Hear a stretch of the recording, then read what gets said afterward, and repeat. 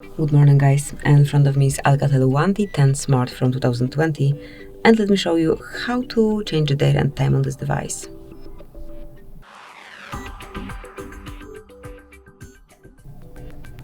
So at first, open the settings. And then find and select System. Go to Date and Time. And here, switch off network provided time. Select Date and smoothly mark the one that you want to apply. Let's go to April 2024. Tap on OK to save it. Then it's all the same with time, so smoothly choose the hour that you want to set, tap on OK to save, and that's it. You can also switch your time zone here and just mark it, select the region, and then time zone if available.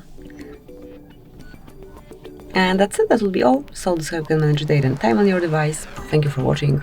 Please subscribe our channel and leave the thumbs up.